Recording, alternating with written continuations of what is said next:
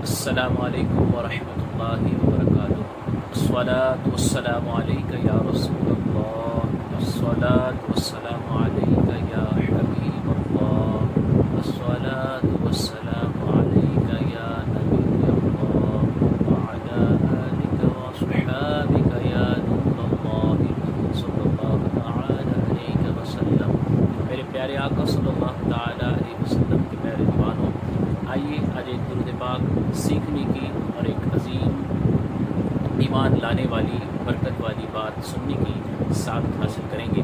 اللہ کے حبیب تاجدار کائنات صلی اللہ تعالی علیہ وسلم ارشاد فرماتے ہیں، جو کوئی بندہ مومن اس پاک درود پاک کو پڑھے گا، سبحان اللہ، فرمایا گیا صلی اللہ علی حبیبہ محمد وآلہ وبارک وسلم، سبحان اللہ۔ ایک مرتبہ اور آپ سن لیں، صلی اللہ علی حبیبہ محمد وآلہ وبارک وسلم۔ اب اس کے کیا فیوز و برکات ہیں اس کو بھی انشاءاللہ ہم سننے کی سعادت حاصل کریں گے۔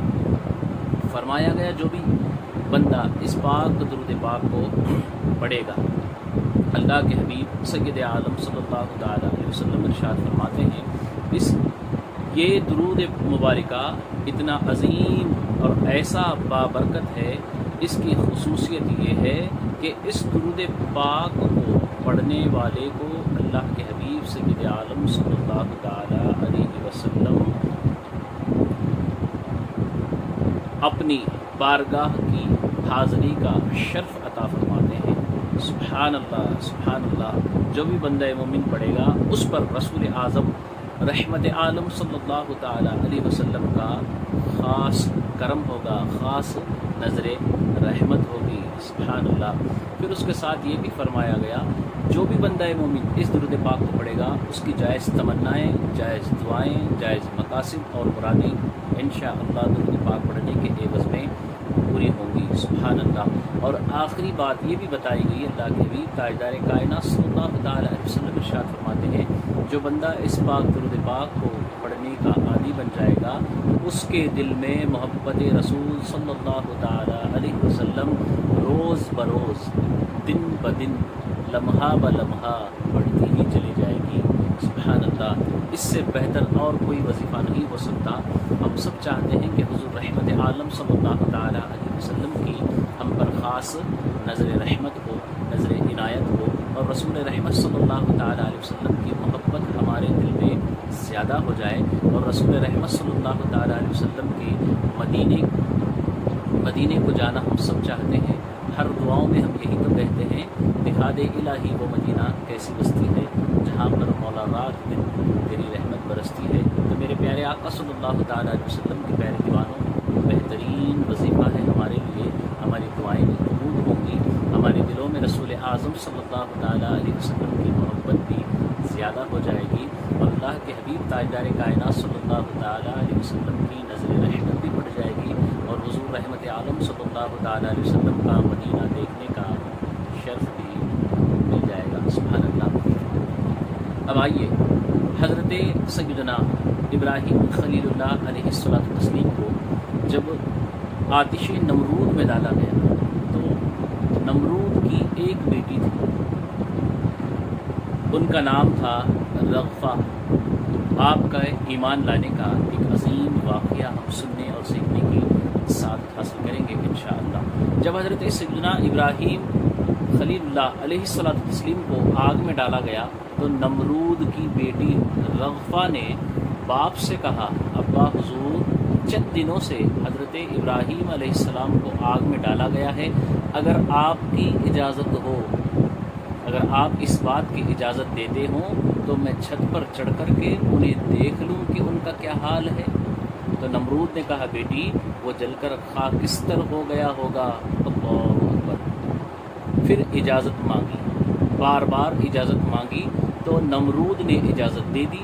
جب رغفہ نے، ان کی بیٹی نے اجازت ملی تو ملنے کے بعد بلند اوپر چھت پر چڑھ کر کے دیکھا تو حضرت سیدنا جناب خلیل اللہ علیہ السلام تخت بہشت پر جلوہ افروز ہیں، جنت کے تخت پر بیٹھے ہوئے ہیں اور تمام آتش کدا گلزار بن گیا ہے۔ سبحان اللہ، تمام آگ پھولوں میں تبدیل ہو چکی تھی۔ سبحان اللہ۔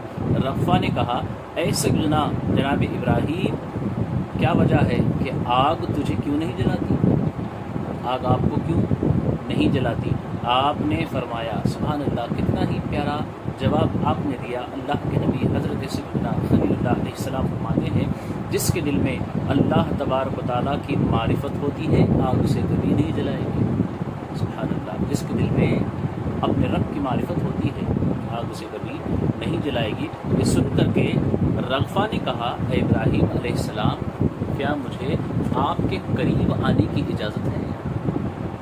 کیا میں آپ کے قریب آ سکتی ہوں؟ تو حضرت سیدنا ابراہیم خلیل اللہ علیہ السلام نے فرمایا، ہاں آ سکتی ہوں، لیکن ایک شرط ہے، سچے دل سے یہ پڑھو، لا الہ الا اللہ ابراہیم خلیل اللہ، لا الہ الا اللہ ابراہیم خلیل اللہ پڑھ کر کے آگ میں چلی آؤ، اور کوئی خوف نہ کرو، آگ تمہیں کچھ نہیں کرے گی۔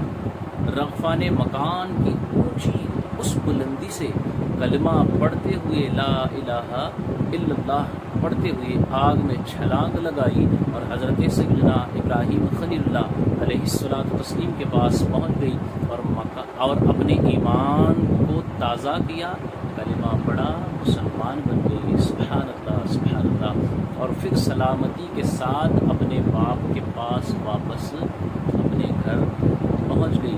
جب نمرود نے اپنی بیٹی کا ایمان لانا اور پھر اس کا اس بلندی سے آگ میں تشریف لے جانا اور پھر اس آگ میں گرنا، پھر وہاں سے سلامتی کے ساتھ واپس پلٹ آنا، یہ ساری باتیں اس نے مشاہدہ کیا تو وہ بڑا متعجب ہوا، اس کو بڑا تعجب ہوا، مگر لوگوں کی ملامت سے ڈرتے ہوئے اپنے دین باطل پر قائم رہا، اگرچہ اس کے سامنے حضرت سیدنا ابراہیم علیہ السلام کے دین کی حقانیت آفتاب سے زیادہ روشن تھی، آفتاب سے زیادہ ظاہر تھی۔ پہلے تو لڑکی کو شفقت کے ساتھ، بڑی محبت اور نرمی کے ساتھ کہا گیا کہ دین ابراہیم کو چھوڑ دو، لیکن جب بار بار سمجھانے کے بعد ان کی بیٹی نے دین ابراہیم علیہ السلام سے اپنا منہ نہ پھیرا، مگر اس کے بعد حضرت ابراہیم علیہ السلام کے ہاتھ پر ایمان لا کر کے مسلمان ہونے کے بعد نمرود نے اپنی بیٹی کو تنگ کرنا، تکلیفیں پہنچانا شروع کر دی۔ اللہ اکبر۔ جانتے ہیں آپ اس کے ساتھ کیا کیا کیا گیا؟ دونوں ہاتھ اور دونوں پیر کو باندھ کر کے اس کو اذیت دی گئی، تکلیف دی گئی، اور سخت دھوپ میں ان کو گرم ریت پر لیٹایا گیا، طرح طرح کی ان کو تکلیف دی گئی۔ ادھر دوسری طرف اللہ تبارک و تعالیٰ کی رحمت کو جوش آتا ہے اپنی اس پاک بندی کو، اپنی اس بندی کو دیکھ کر اللہ تبارک و تعالیٰ نے حضرت سید الملائکہ جبرائیل امین علیہ السلام سے کہا، اے جبرائیل، جاؤ اور میری اس بندی کو اس آگ سے، اس ریت سے، اس گرمی سے، اور ان ہاتھ اور پیروں کو جو باندھا گیا ہے اس تکلیف سے رہا کرو، اور میرے خلیل ابراہیم علیہ السلام کے پاس اس کو چھوڑ دو۔ پھر کیا تھا؟ میرے پیارے آقا صلی اللہ تعالیٰ علیہ وسلم کے پیارے دیوانوں، سیدنا جبرائیل امین علیہ السلام آئے اور اللہ تبارک و تعالیٰ کی اس پاک بندی کو اس تکلیف سے رہا کرا کے، وہاں سے بچا کر، وہاں سے آزاد کر کے، سیدنا جبرائیل امین علیہ السلام رغفہ کو آگ سے بچا کر کے، گرمی سے بچا کر کے، ساری تکلیفوں سے چھٹکارا دے کر کے حضرت سیدنا ابراہیم خلیل اللہ علیہ السلام کے پاس پہنچا دیتے ہیں۔ پھر کچھ دن گزرنے کے بعد حضرت سیدنا جناب ابراہیم علیہ السلام نے ان کا نکاح اپنے بیٹے مدین کے ساتھ کرا دیا۔ سبحان اللہ۔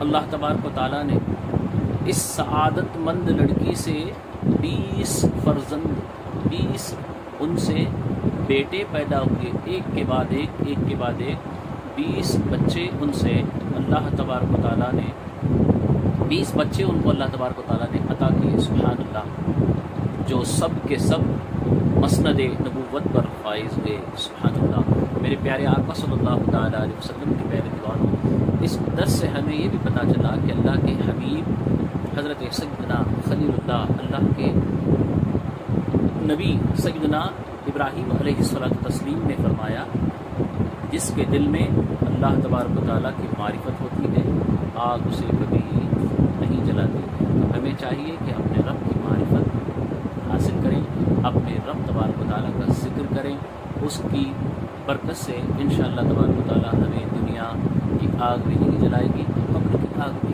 انشاءاللہ نہیں جلائے گی۔ اللہ تبارک و تعالیٰ کا فضل ہوگا، حضور نبی رحمت صلی اللہ تعالیٰ علیہ وسلم کا وسیلہ ہوگا، جہنم کی آگ بھی نہیں جلائے گی۔ حضور نبی رحمت صلی اللہ تعالیٰ علیہ وسلم کی بارگاہ میں کثرت سے انشاءاللہ درود پاک پڑھیں۔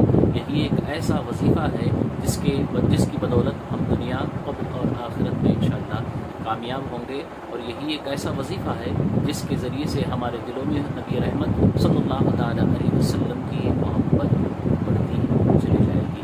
اسی لیے میرے امام اہل سنت اعلیٰ حضرت عظیم البرکت علیہ الرحمت و رضوان فرماتے ہیں، اے عشق تیرے صدقے جلنے سے چھٹے سستے، اے عشق تیرے صدقے جلنے سے چھٹے سستے، جو آگ بجھا دے گی وہ آگ لگائی ہے، جو آگ بجھا دے گی وہ آگ لگائی ہے۔